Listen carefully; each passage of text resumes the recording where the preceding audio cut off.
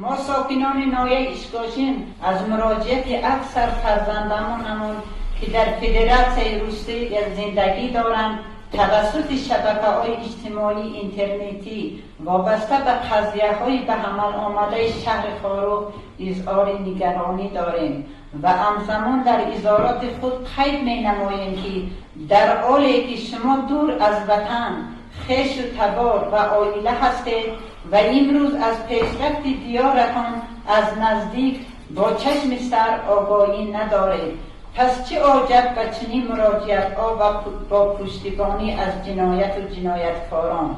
ناحیه اشکاشین با یادگاری‌های تاریخی و فرهنگی، چشمه‌های شفابخش و فرزندان نامدارش امروز مشهور جمهوری و بیرون از آن می باشد. ما اشکاشینیان از قسمت جداناپذیر ولایت مختار کوهستان بدخشان و جمهوری تاجیکستان می باشیم.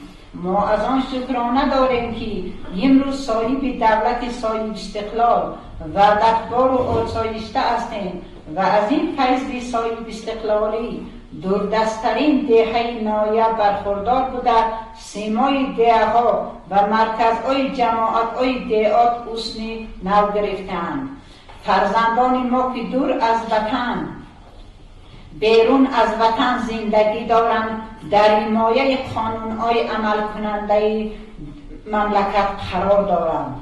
فرزندان عزیز، امروز با غمخواری و توجه پیشوای معظم ملت پرزیدنت جمهوری تاجیکستان محترم امام علی رحمان، اینچنین حکومت جمهوری تاجیکستان در جماعت‌های دوردستترین ناحیه مرکزهای نو سلامتی ساخته شده با تجهیزات‌های معاصر طبی تامین می‌باشند. همچنین برای دسترسی داشتن ساکنان جماعت‌های دوردست به خدمت رسانی طبی در دهه برند جماعت دهات برند امروز بیمارخانه نو معاصر ساخته شده، عین زمان بیماران در اینجا تبابت گرفته ایستادند. عین حال در مرکز ناحیه ساختمان مکتب زمانوی برای 1300 خواننده و ورزشگاه برای 4000 جای نشست ساخته شده ایستادند.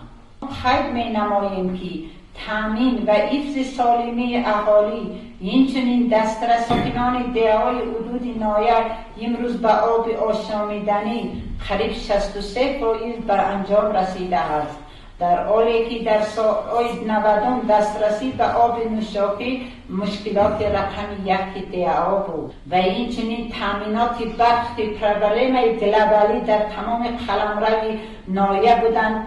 امروز با شرافت استقلالیت دولتی جمهوری تاجیکستان حال خود را یافتند.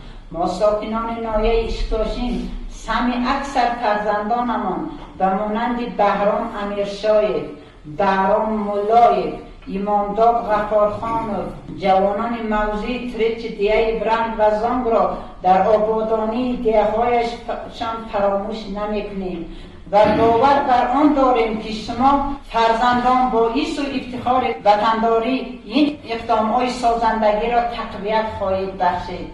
در خاطر داشته باشید که با تغییر وضعیت در مرکز مأموری ولایت مختار کوهستان بدخشان شهر خاروق گروه‌های تفریق انداز و منفعت‌ها از این حالت استفاده نموده اغوا و آوازه‌های بر دروغ را در شبکه‌های اجتماعی اینترنتی پهن نموده به این راه می‌خواهند هرچه زودتر به حیات آرام و آسوده مردم خلل ایجاد نمایند.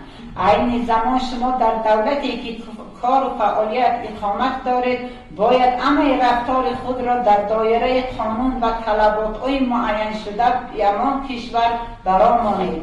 اگر عادی‌ترین عمل از شما علیه قانونگذاری صادر کرده شود شما به جزا محکوم و یا از حدود آن کشور خارج می شوید. پس خود قضاوت نمایید که امروز در مرکز مأموری ولایت مختار کوهستان بدخشان شهر خاروق گروه‌های متشکل جنایتی در اطراف رهبران خود لیدر یا اکثریت هر عمل خواهم انجام می‌دهند. این گروه هیچ عمل برفتار را بر منفعت خلق روا نکرده‌اند.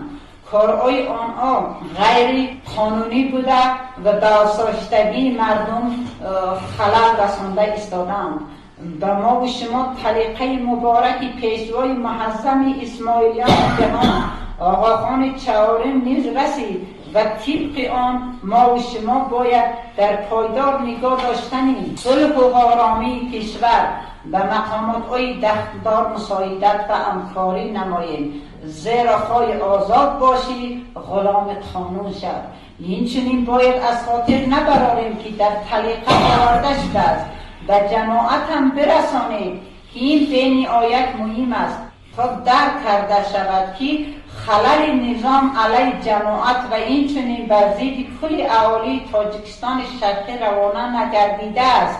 بنابراین نهایتا مهم است تا جماعت من آرامی را نگاه دارد در حالی که حکومت از طریق نهادهای مربوطه به وضعیت رسیدگی میکند. من فرمانم را بار دیگر به جماعتم تکرار میکنم که هر گونه خشونت، بی ترتیبی، فعالیت غیرقانونی و دیگر عملهایی را که به قانونهای سرزمین مخالفم رد کنم. من مخصوصا به اعضای جماعت تاجیکم در هر کجایی که در هر نقطه عالم که زندگی میکنند توصیه میدیم که در هیچ فعالیتی که میتواند باعث خللدار گردیدن برقراری صلح و نظم و ترتیبات خوب گردد شرکت نکنند. مردم ناحیه اشکاشین هیچ وقت و گروه‌های متشکل جنایتی و سرکردگان آنها ارتباط نداشتند و ندارند. ما وکیلان ناحیه اشکاشین از شما احترامانه خواهش میکنیم که فکر کرده از روی طلبات‌های امروزه جهان که طلبات به آن گذاشته شده است کار به فعالیت کنید، زیرا به قانونی آینده ندارد.